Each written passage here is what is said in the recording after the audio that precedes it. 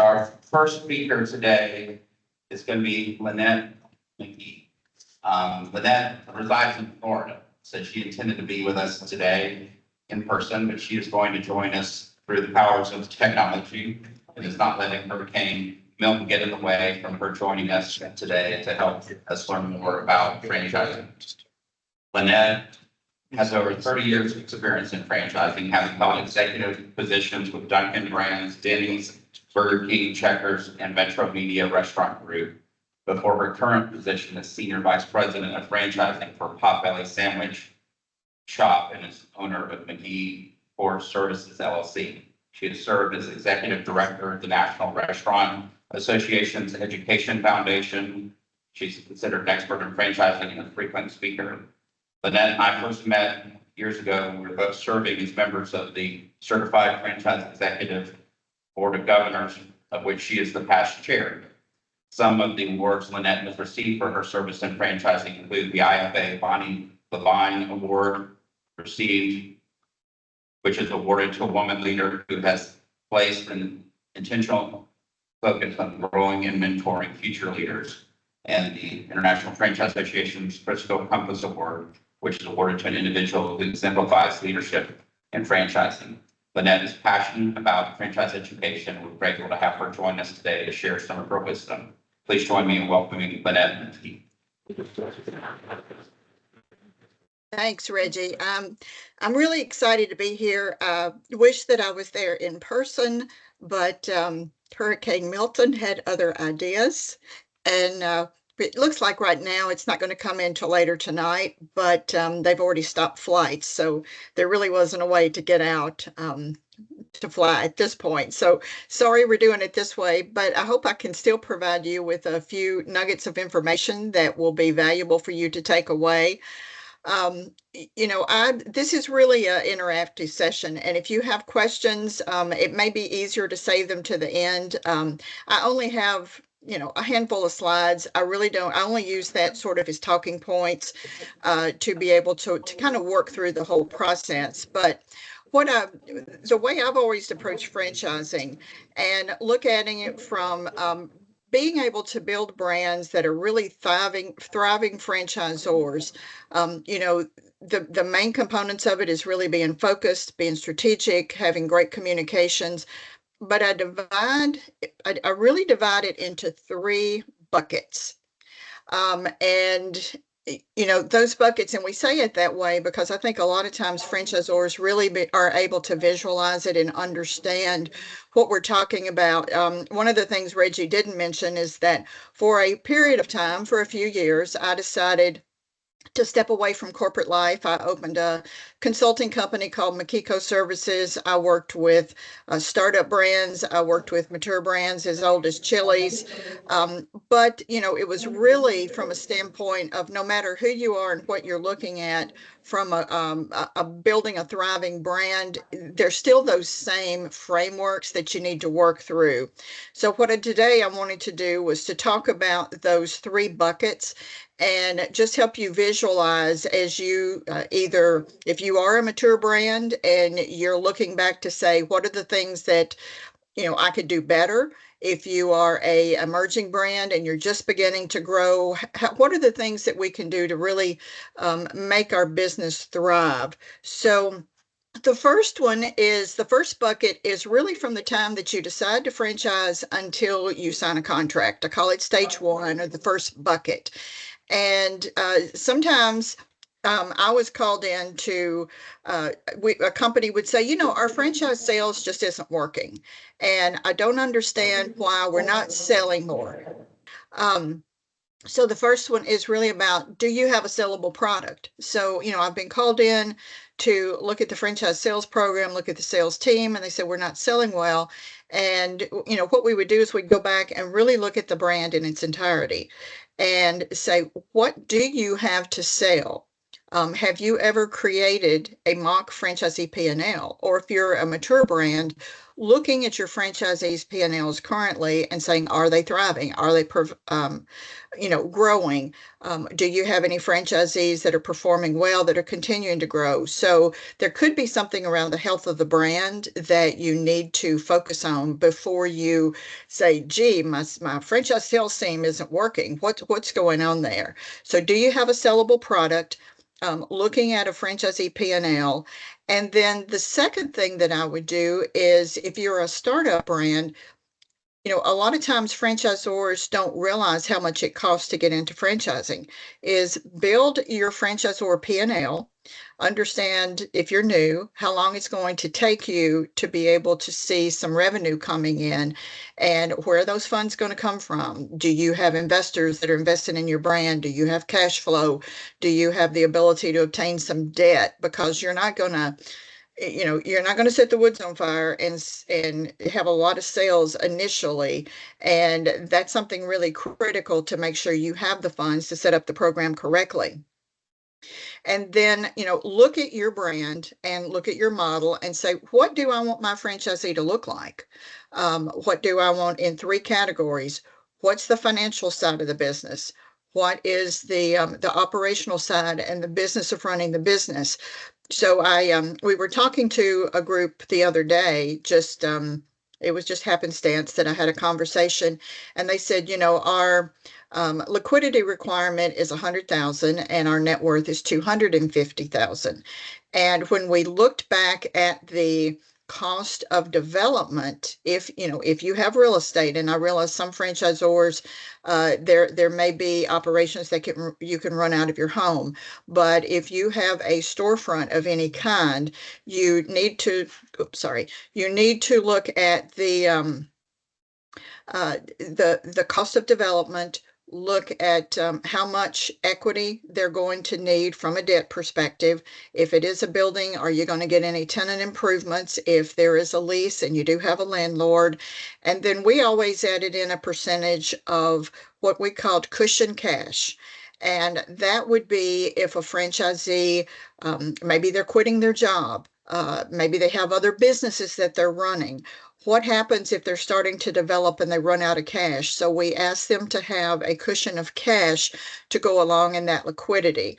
And then the reason we looked at net worth is, it may be great if somebody has some good liquidity, but if they have had income or revenue over a period of time and their net worth is very low, I want to know why. Have they blown the money? We looked at a gentleman one time who applied to be a franchise, and at that time, his income was about 700,000 a year. He only had a net worth of 2 million, but he'd been collecting that 600 to 700 for several years. What was he spending it on? How is he managing his budget? Does he know how to, build wealth?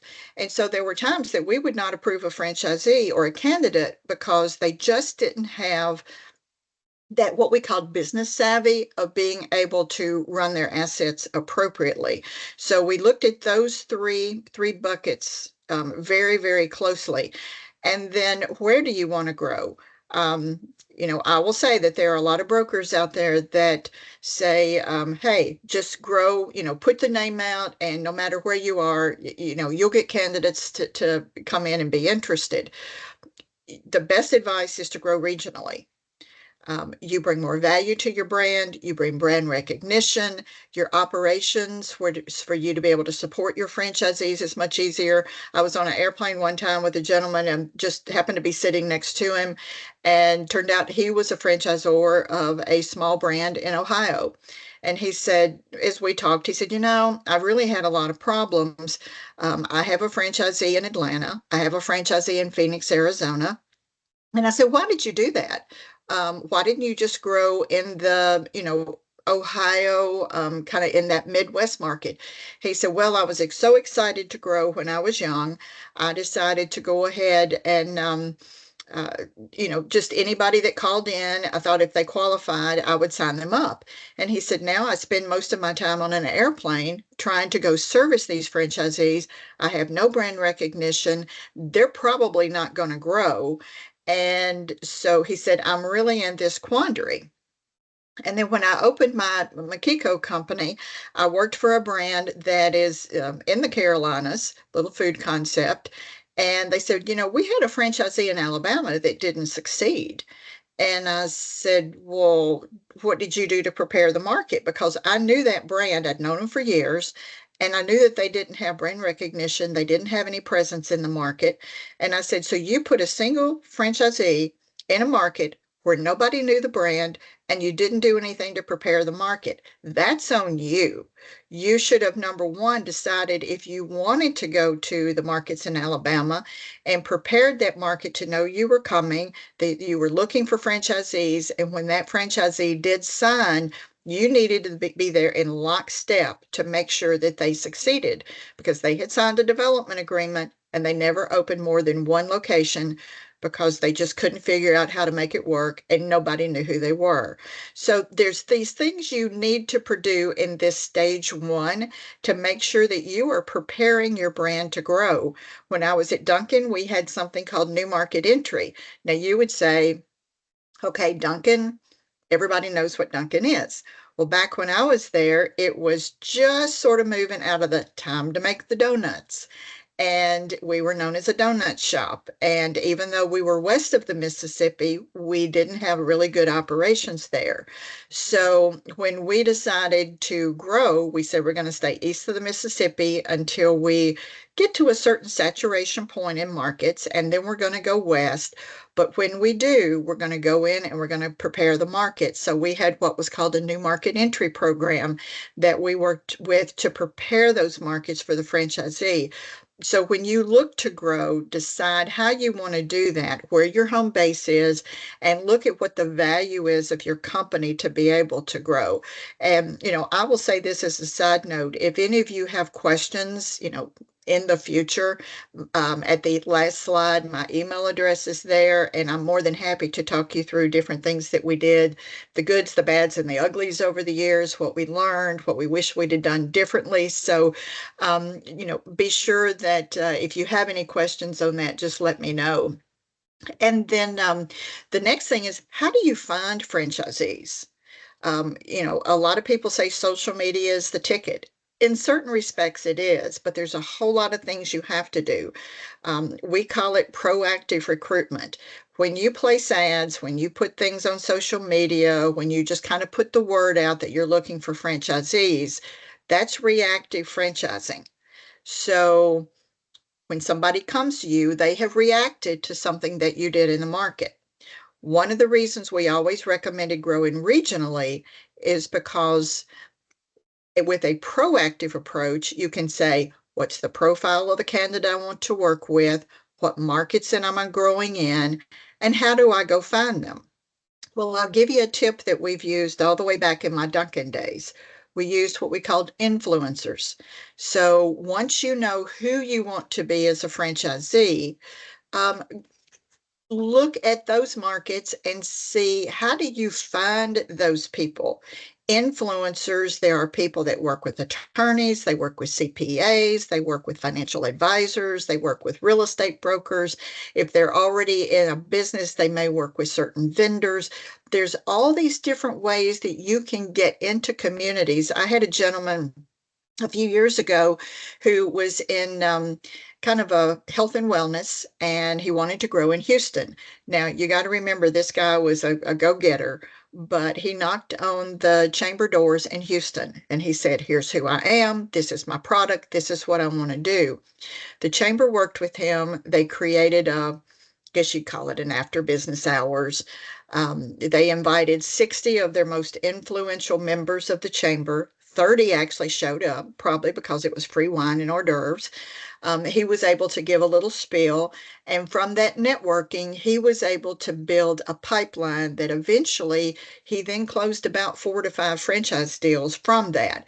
And so it's work. It's not easy to do, and it takes time to do it. But I'm telling you, if you do the proactive approach in the markets where you want to grow and you go after the people you want to go after, you don't have to shift through 100, 200 reactive candidates, and maybe, one of them out of the 200 actually qualifies. Your time is better spent to do it that way. So when I talk about the proactive versus reactive on the screen, that's what I'm talking about. And then define your goals for the year so that you know if you want to open, if you want to sell, let's say you're a small company and you want to sell 3 new franchisees this year, then build a plan around that to get to 3. I will give you a piece of advice.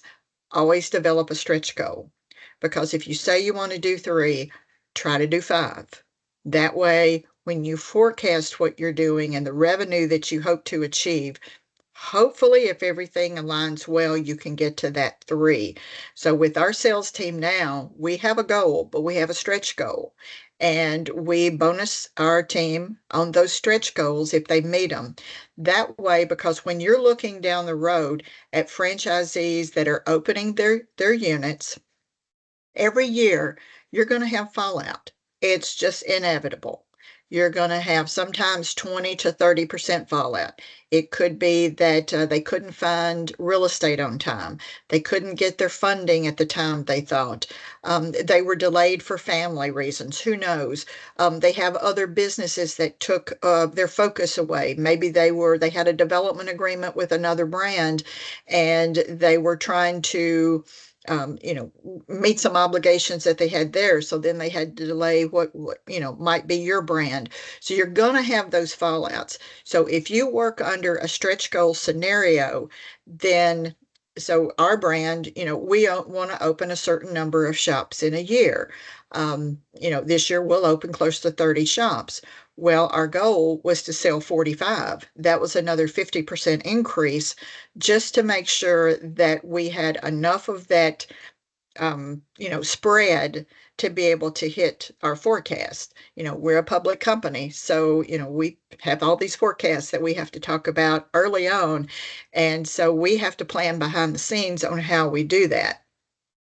You've got to have clear systems and processes. One of the things that I have done over the years, pretty much anywhere I've ever been, is I've insisted on having a franchise operations manual. So you think about it, when you're running your business with your franchisee, you give them a manual. But do you have a company manual? Do you have everything from everything we've talked about? What is your profile of your candidates? Where do you want to grow? Do you have your strategic plan in there for the year? If a franchisee wants to transfer, what's the process? All the things that somebody is going to do needs to be captured in an operations manual. And we do that from a standpoint of, as we grow, we know we're going to add people. Well, our franchise administration team, we know we're going to add some folks over the next couple of years. We want them to follow the same processes that we have already established. If those are in somebody's head, if they either decide to leave, they get sick, whatever the case may be, somebody else comes in, they have a guide and a manual to follow. So we insist on having in that stage 1 a manual for that. And then, support tools. Who are you using that may be helping you with vendors that are helping you with recruitment? What kind of tools are you using? CRM programs so that you can track everything. How are you tracking your candidates? What data are you looking at? How do you know if you're getting an ROI on what you're doing? That's something that we look at on a continuous basis every month. All the activities that we do national, we do local, we do social media, but we also do in market with what we call the influencers.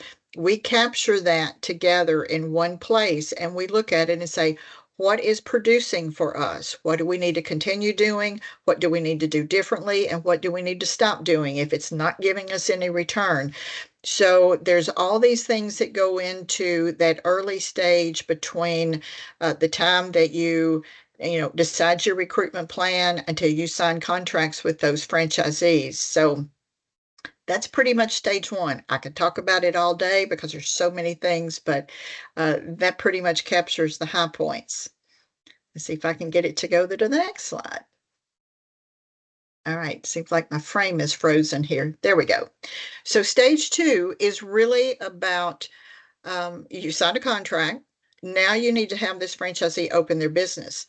Again, you need a franchise opening manual, and I'm sure that most of you do, but it needs to be twofold. It's not only the opening manual that the franchisees are going to follow and their opening steps, it is the steps that internally you're going to follow as well.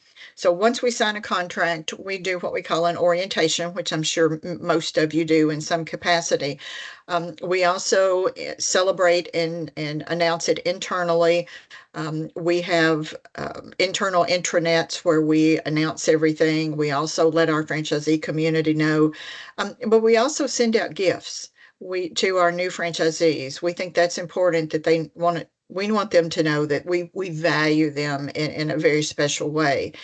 And then we have what we call a transition plan where our sales team will introduce, if it is a new franchisee, even though they have had some conversations with them in the past, this is a more formal step, and it's managing the opening process. And that happens from the time they sign a contract until they open their business. But one thing that we find is that franchisees are like, well, what's next? What do I expect? What's going on?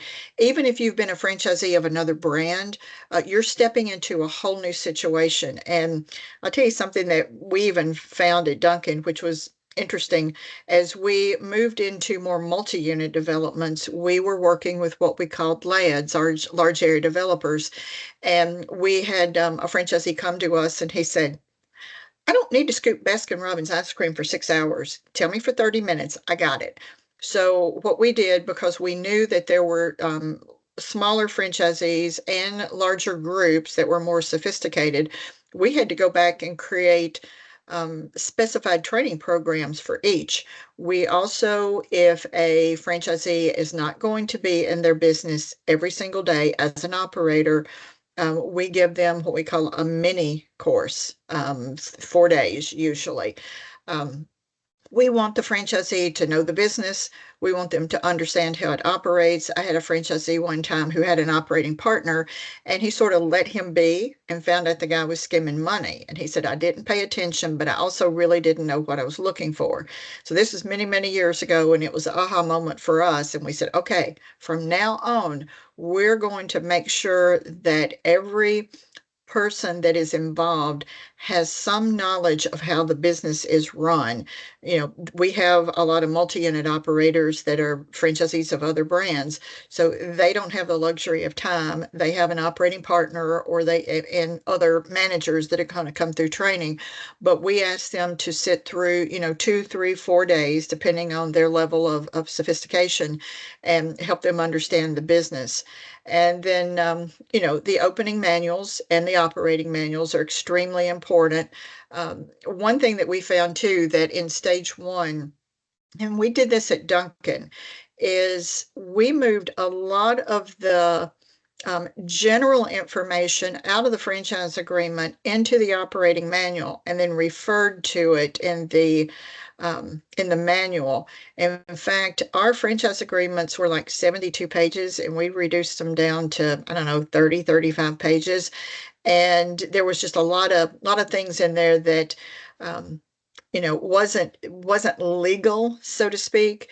And so we referred to in the ops manual, and then we made sure that anytime there was an update, that ops manual was updated. I've worked with groups over the years and said, yeah, we've got an ops manual, but probably what hasn't been updated in 4 years. That is a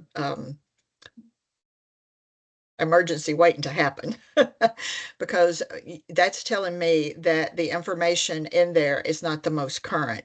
So those are really, really important. And honestly, in the world of technology today, most everything is on computer. So anything that changes, you literally can go into those manuals and change on a, hourly basis almost. And then the training is important, the who and the when. I talked about that. And then the marketing plan, which is really important. And, I talked a little bit about new market entry. It's also important to help the franchisee. One of the things that we found with franchisees is they're horrible at marketing. They may run good operations, they may be business savvy, they may be the best at HR, but for some reason, if you look at the majority of franchisees across any industry, marketing is not their best suit. So make sure that you have great guidance in place, a grand opening if that is appropriate, and make sure the franchisee understands what their obligations are and what you will be doing if you're collecting a marketing fee. It's really important to define that. The communications is really, really important. And then the systems, in today's world and technology, we have, every collection of data that you can see on a minute's basically. But being able to have those systems is a value to those franchisees if you use it, because franchisees are there because they expect you to have a best-in-class business and systems that can help them be the most successful they can be and the most profitable. And because of that, it's up to you and it's on the shoulders of the franchisors to investigate what's out there, change systems as you can. And that's one of the reasons we don't put names of systems in our contracts, because if we want to change something, we refer to it in the ops manual and say, at the time, whatever the system is that we would ask you to operate. And if there are additional costs, then you're going to have to figure out if there's something you can do to assist the franchisee, if they can afford it, if it's a long-term or short-term rollout. I mean, there's all these things that you have to consider and not just throw things at franchisees and say, yeah, you got to put a new piece of equipment in and it's going to cost a couple of grand, and franchisees are in a panic because that wasn't something they were prepared for or expecting. So there's a lot of preparation on the franchisor side that you need to do in that regard. And then once you get them open, stage 3 is, or the bucket is really that franchisee life cycle. So bucket 1, you have decided who you want to grow with, where you're going to grow, how you're going to onboard those folks. And then stage 2 is, okay, you have a contract now. You need to help these franchisees get open. One thing I didn't talk about in stage 2 is the real estate side. And if there is a storefront that the franchisee is required, probably 99.9% of the time, it is at the expense of the franchisee.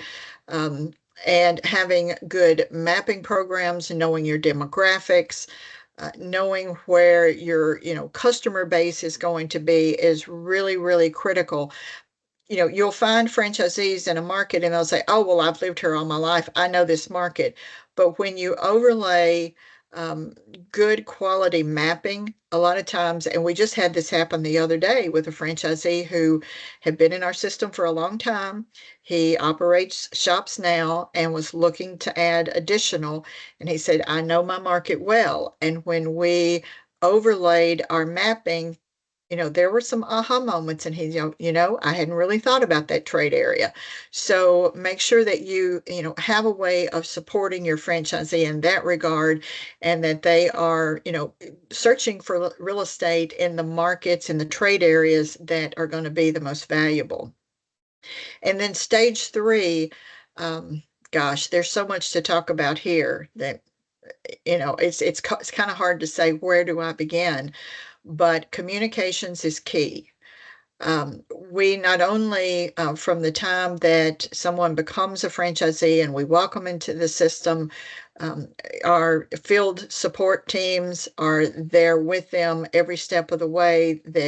They're constantly on the phone with them, but they're also in shop. They're reviewing the quality and the standards of their operations, but they're not there to inspect. They're there to aid the franchisee and make sure that they are there to add value. We want our franchisees to be profitable. Bottom line is, when the franchisee makes more money, the franchisor makes more money. So how can you help them to be more profitable? And that may even be working with vendors to reduce cost. I know this year alone, we've taken in total about $3 million of cost out of various vendor contracts. And that is really key for franchisees. You want them to know about it, that you're doing things to make sure that their business can thrive, particularly with food costs going up. If you're in the food business, labor costs, supplies in general, no matter what it is, everything has increased in pricing. So it is critical, a really important key. And then we have a yearly get together with the franchisees. We call it a forum. We don't call it a convention, but we provide some, awards. We want to recognize those franchisees that have done a good job, but there is some training in that too. And when I talked about Duncan, when we had lads, we actually, and it wasn't any kind of like a franchise advisory council. It was a training session, and we asked the lads how they wanted to be engaged with other franchisees, what they wanted to learn, because we knew that they had different needs than a franchisee that's going to build 3 locations, because these franchisees were building 20, 25, maybe even 30 Dunkin'. And we decided to have lad forums, and we did that every 4 months. It was at their expense. For the couple of years that we did that when I was there, we had almost 100% participation, and we would scout out franchisees that had good tools and systems that they were implementing, and have them, they were the teachers. So we would break it out into different sessions, and we would have those franchisees be the facilitator of a roundtable for the franchisees that wanted to learn something new that this franchisee was doing different, but it was really, really paying off dividends. And franchisees loved it. So they were always searching for new ideas. They bring it to the brand, and we would say, well, you present it to the franchisees. This was your idea. And you need to test it first and make sure it's going to work. But if it did, let's roll it out to the remainder of the lads. We had a dinner the night before. Our CEO was there. Very open forum, ask questions. And then we would talk a little bit about the state of the union of the brand and the things we were doing and where we were growing and things going on.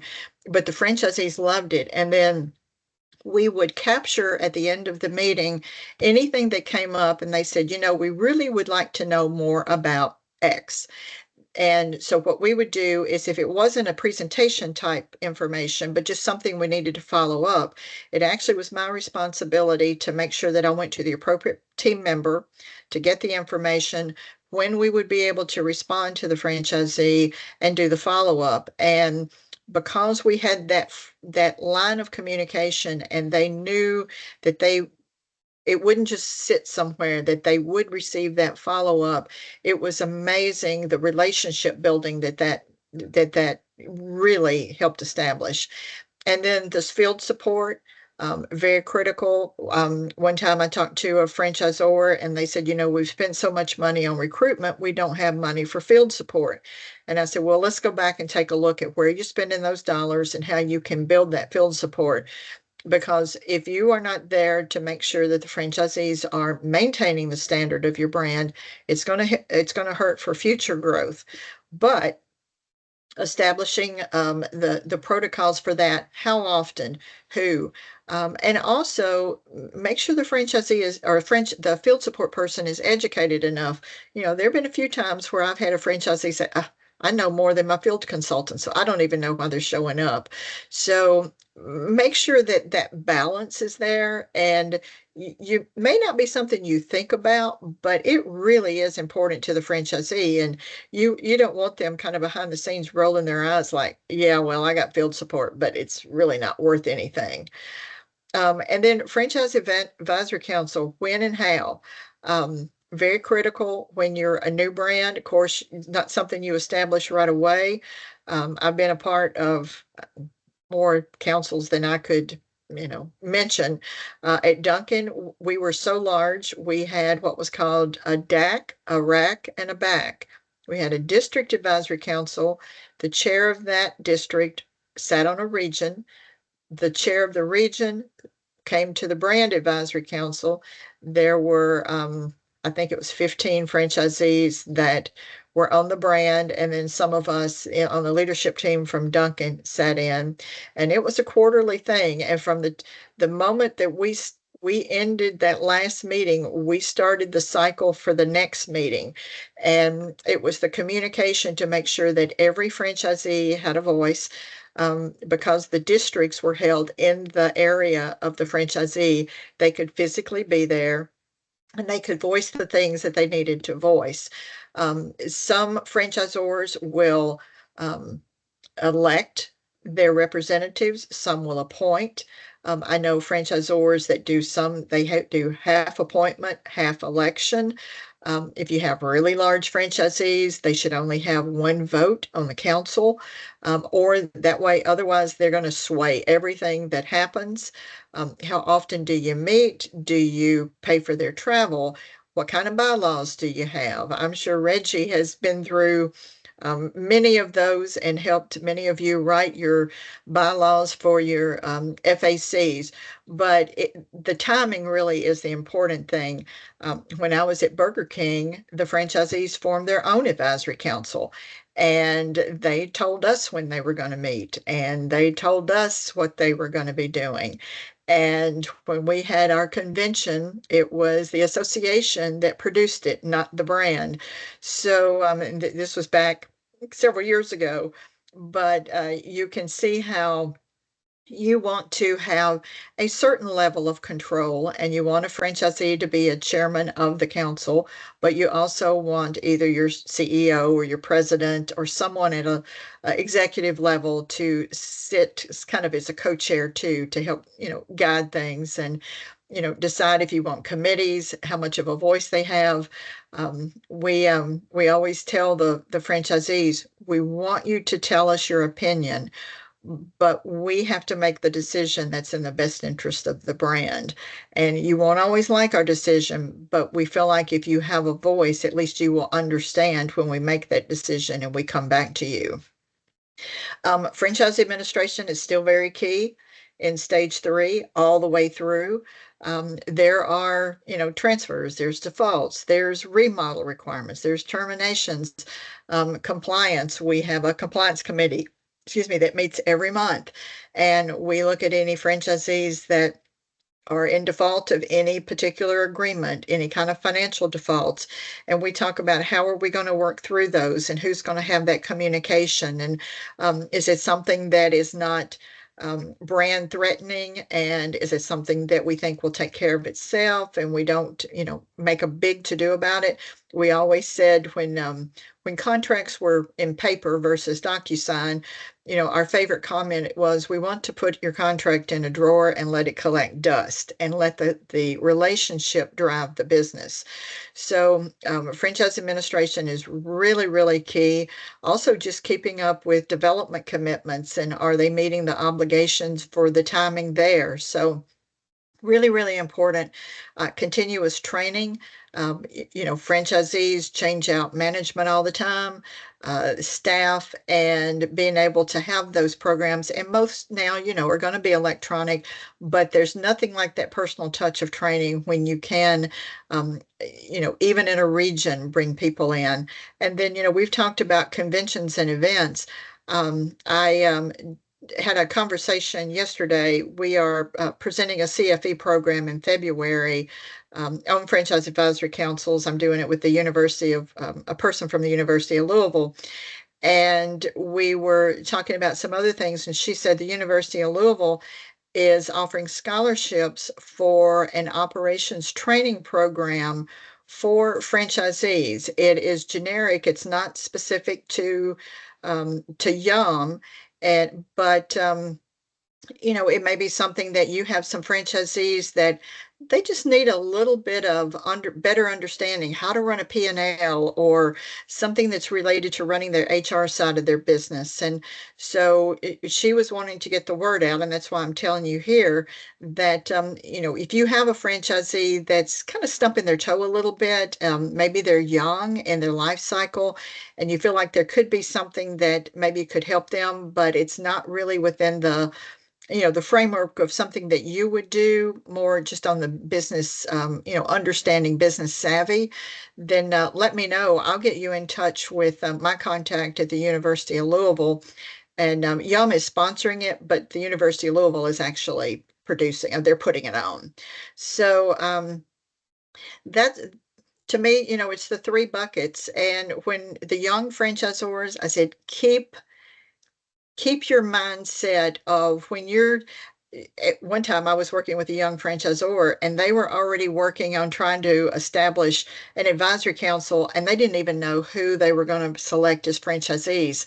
And I said, take your time, understand what your priorities are, build a goal, kind of a Gantt chart type thing that says, I'm going to work on this area in this time frame. So if in February you're working on something in stage 1 and you don't need anything in stage 3 yet, or it's functioning as well as it needs to at this point, let it rest. Don't try to do everything at one time. There were 4 members of this particular franchisor organization. They were trying to do everything at one time. They couldn't sleep. They were, one of them was getting sick constantly because of the worry. And I just said, take a breath, go slow to go fast, build your systems, figure out who you want to franchise. If you're sitting in, Virginia, don't try to franchise in California, stay regional, figure out how you want to build your program and keep yourself grounded because that is really one of the most important things that I think, you can do. And then there is my email address. And I'm going to leave that for a second in case anybody wants to write it down, but it's very simple. It's just my name with a dot in the middle @Potbelly.